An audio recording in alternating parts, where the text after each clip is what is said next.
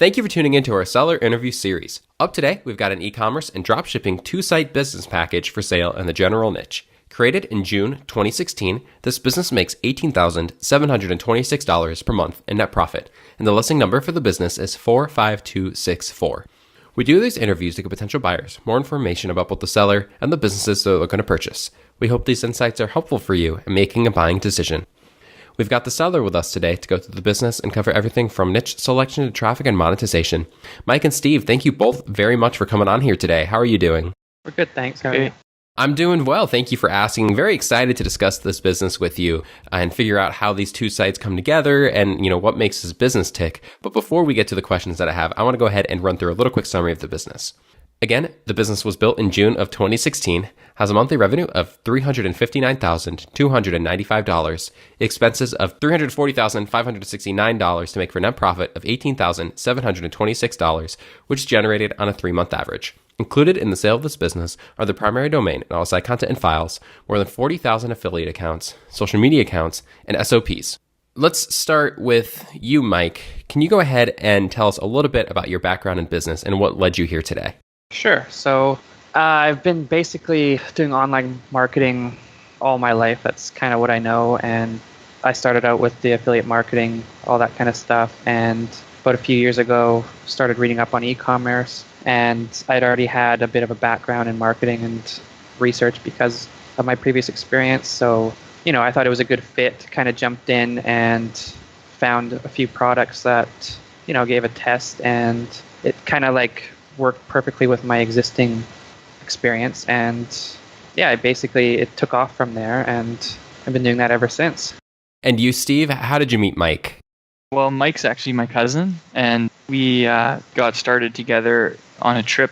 I saw he was working on this e-commerce site, and I actually have an engineering background in programming and software, so naturally I kind of saw some things that I could assist him with in automation and other things. So I ended up joining up, and we quadrupled the sales fairly quickly and just went from there. And, here you are now, 2 years down the line, nearly 2.5 now, and you've decided to sell this business. Why is that? Well, so I guess, even though it's fits in with my online marketing background, for me personally, it's not a huge, I guess I lost a bit of the passion for it. I've always been a huge fan of mobile apps and games. And actually, when I first started the e-commerce site, I was working on some games as well. And it's just at that point in time, it was basically which one's making me money. And it just so happened that the e-commerce site was doing a lot better. And I didn't have enough time to basically, put into both of them. So I kind of chose the e-commerce route. And at the same time, I was hoping that would help me, fund future development as well, taking the whatever profits I get and putting it into mobile games and all that. So at this point in time, I think it's gotten to that point where I really do want to get into those games again. And at the same time, I think Steve and I both kind of lack a bit of, there's a lot of knowledge we're still lacking when it comes to logistics and all that and the e-commerce industry. And it does get a bit frustrating for us in that sense. So, we'd rather go back to what we know better, I guess you could say. For two people who claim to not know a lot about what they're doing with these websites here, you have seen pretty good success here. You guys are making $18,000 a month. So what's been the biggest contributing factor to your growth? So I would say that automation has helped us, and outsourcing a lot of the work and allowing us to focus more on the scaling side, advertising and all that. Steve came in, and basically I was spending quite a lot of time doing a lot of the order fulfillment and all that kind of stuff, and he came in and created some software that would allow us to basically finish all that in 10 minutes instead of hours. And then that right there allowed us to basically say, okay, let's scale this as high as we can go within the abilities that we currently had. And that plus adding in a customer service team afterwards basically is what allowed us to get to this point, I think. So I take that to mean that this business is pretty passive for you two as the owners to maintain. Is that correct? Absolutely. We both take on different roles. Let Steve talk about his in a second. But for myself, it's like I said before, I've always been an online marketer. So ads and data collection has kind of been what I really like to do. So that's generally what I do. And when it comes to advertising, it is very passive, except, I spend most of my time basically testing new angles, ideas, other ways that we can try and scale in that sense. And then, but in terms of customer service and all that, yeah, it's like the business actually runs mostly by itself, except for that. I send out orders, like an order sheet daily, pay our suppliers, that kind of stuff. And then, Steve, I don't know if you want to talk about yours quick. Sure. Yeah. On the day to day, I probably spend around somewhere between 10 and 20 minutes just on the very basic things. And then every few days a week at most, like one or two, I need to spend like an hour. And that will be for doing like some more like deeper sort of restocking and different things for warehouses. But on the most part, it is very, very simple. Like there are days where I've spent 5 minutes and been done for the day. Steve, that kind of makes me wonder, though, because of your development background and how you've been able to improve the processes. And then you just said you have to go sometimes and touch up some things. What is that transition going to be for a new owner? Do you recommend having a developer on board? Yeah. So having a developer, or like it could be a contract developer or something like that, just for the odd change. The only reason being there is that as we've been growing, we've actually been adding new types of things, say bundles of products and different other types of things like that. And in order to make those things work with the software that I've got, like if you had some brand new idea, that may need some minor tweaking. But for me, it's very simple. But let me think about this. Well, I could say that you are basically focused right now on making the software more user-friendly anyway, right? So yeah.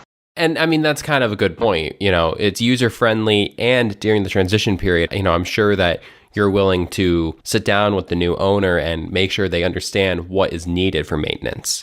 Totally. Yeah, it wouldn't be that difficult to train someone on this current system, and it's actually working very well with probably most of the use cases that you'd want for a store like this. Yeah. I think that what should mention is like when he's putting in the time to make these changes, it's not like he's not doing this daily or even weekly occasionally. It's more like if I'm testing out, like he said, if I'm testing out a new major product or bundle or something, it's something that he can add in very quickly in that case. And I'm sure that if, whoever bought the site basically should be able to either do it, I don't know if they can do it themselves, but, the contract work required and the costs there are very low, I think. Can you give me a breakdown on the two sites? Why two sites?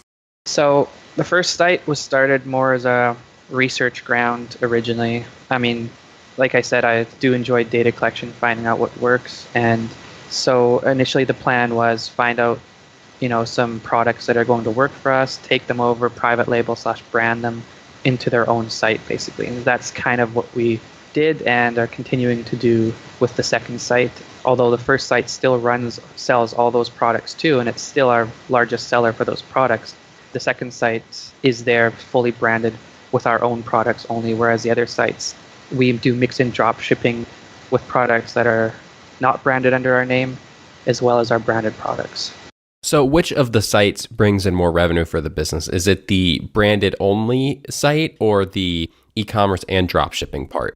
The e-commerce dropshipping part is currently still a much larger amount, and that's because the advertising is still focused over there. And the reason for that is I found that when we did start to brand, it did take us a while to finally do that because we were still learning all the different aspects of branding, private labeling, and all that. So, it had been already more than a year, I believe, since this other site had been around. We'd had quite a few customers, and we found that they were coming back still. I guess you could say our original site had already been branded a little bit as well. So we had returning customers coming back to buy from this site.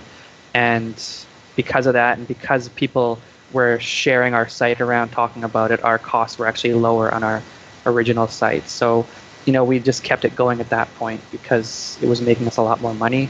The other site is more organic, I guess, sales right now. We don't really advertise it that heavily, but it is getting sales, and the sites do kind of interlink, I guess you could say. There's a lot of promotion for the branded site through our main site. So In that way, we're getting sales and still, creating awareness a bit, but not to the level that we want. We are planning to, put a lot more focus onto our branded site as well in the future. You mentioned that you had a team helping you run the business. Can you take me through what they do on a week-to-week basis? Sure. So we have 4 VAs basically that are in the Philippines right now, and they handle absolutely everything related to customer service. So, tickets, answering tickets, Facebook, comment management, everything related to that. They do refunds, absolutely everything related to customer service. We occasionally answer questions that they'll have about new product lines or discounts, that kind of thing, or if there's a very complicated situation. But other than that, they do absolutely everything that you can imagine related to the customer service. So email, tickets, live chat we have on our site, all that kind of stuff. And are they looking to continue with the business when a new owner takes over? I believe so. We have not told them that the site is up for sale, but they are very passionate about both sites, and they've been working for us for 2 years. They're very close. They all get along great, and they've never, we try to treat them very well, and so far they've absolutely loved what they're doing. I believe they would totally be happy to continue. What opportunities for growth for the future do you two see for this business? So getting everything local, getting onto Amazon, I guess. What we actually found is that because we're not on Amazon right now, but we do advertise our products a lot, and what happens is a lot of customers tend to search for our products on Amazon, but obviously they don't find anything because we're not on there. And that's just basically an extra channel for sales that does not need advertising from us, because these customers are already seeing our stuff and looking for it over there. So right off the bat, I would probably get products sent over to Amazon. In terms of other growth, I mean, it's hard to say. I guess there's a lot of opportunity there in terms of just reducing costs. If we can reduce costs by getting shipments local, just figuring out a few logistics there that are going to raise our margins by a few percent, suddenly, we're able to basically do a lot more in terms of what we can afford to pay for advertising, all that kind of stuff, and basically scale a lot higher. Steve, do you have anything to add there? Yeah, one of the things would be, like Mike said, the getting things local. So that would mean having products shipped overseas and having local warehouses in potentially multiple locations. I think that would actually allow the brand to really get built up, and customers would really respond positively to more of a local situation. Do you guys feel like there are any potential risks associated with this business that a new owner should be aware of? It's hard to say. What we found so far is the biggest risk that's popped up over the last year for us, I guess, would be the new laws that have been coming into place regarding sales tax in different areas. For example, Australia just put out a new sales tax that requires foreign companies to pay 10%, which we did implement. And, those kind of things can affect your conversion rates and those kind of things. So, and, I don't know who else is planning those kind of things. But other than that, honestly, everything is very smooth. It's hard to pinpoint a specific risk exactly unless... Oh, Steve, you can go. Sorry. Yeah, sorry. There was a tariff that was coming into the States. Luckily, our products are actually not included in that. So that was a benefit. That kind of brings up a point that I wanted to touch on. How many different countries do you sell in around the world? So technically, the way we're set up, we can sell to any country we want, but because our branded products are also, we fulfill them ourselves, but our fulfillment center is overseas, it's not local. So, the cost is cheap enough, we can go anywhere. But our main markets, Australia, United States, New Zealand, and then Canada. So those have always been our main markets. We do have some success in United Kingdom and Brazil, those kind of things, but we don't do that much there. Given your guys' experience, and Mike, you've been in the online marketing world for years, what advice would you have for someone who wants to get started with their own e-commerce store? As in starting from scratch? Yeah. I mean, let me rephrase, I guess. If you could go back and redo this site from the ground up, 2 years ago, what would you tell yourself? What advice do you have?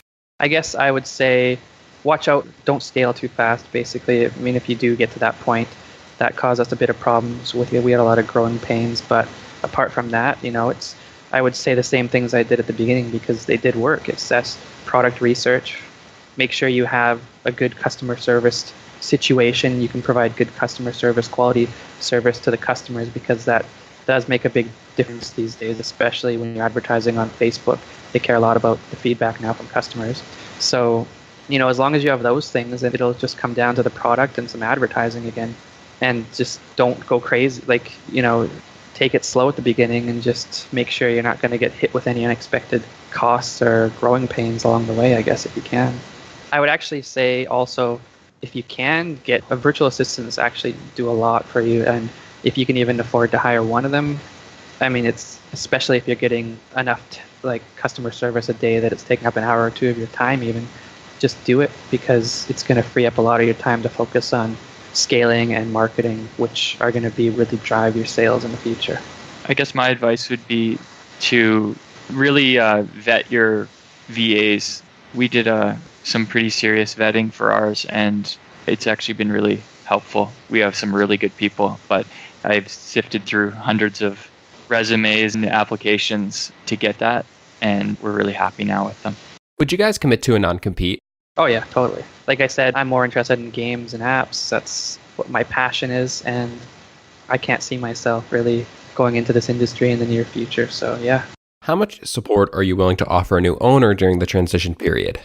So I don't mind doing, a lot of people do 1 month, 3 months is not a big deal to me when it comes to emails, occasional phone calls, that kind of stuff.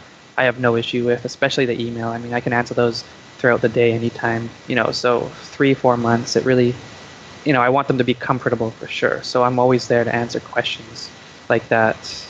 Yeah, I can't really set a time, but 3-4 months should be totally fine. Yeah. Are you guys open to negotiating on something like an earnout? I think that, honestly, I'm not going to say no, because it just depends on what comes up basically there. So I could say yes. Awesome. Thank you both very much for the time today. I do have one final question for you, and I want you to tackle it one at a time. So given your different backgrounds and, now experience in online business, let's start with you, Steve. Steve, why do you feel like this is a business worth buying? Well, there's really not very much that has to be done on a day-to-day basis, and there's a lot of potential for local shipment and growth there. Mike, what do you think? So, like Steve mentioned, in terms of the day-to-day stuff, it's very simple for us. There's not much for us to do. A lot of, all the cogs in the wheel are kind of going perfect. There's also, it's obvious we have a lot of revenue going through. So all it takes is a little bit of a change in logistics or whatever to reduce costs somewhere, by 1% or 2%, and suddenly, the profit that we're already generating is going to, shoot up, and there's a lot of potential there. So, revenues, yeah, like I said, the revenue's there. It's very, there's just a lot of potential there for a lot more money with the right person who has that logistics in place or anything like that. So. Awesome. Mike, Steve, thank you very much for the time with me today. I really appreciate it. Oh, glad to be here. No problem. If you're watching this on YouTube, subscribe to our channel. If you want more information, the link will be below the video that will take you to this marketplace listing. If you're watching this on the listing site and want more information, become a depositor today. When you make the deposit, one of our business advisors will be in contact with you, and you will be given everything you need to review this business. Have a great day.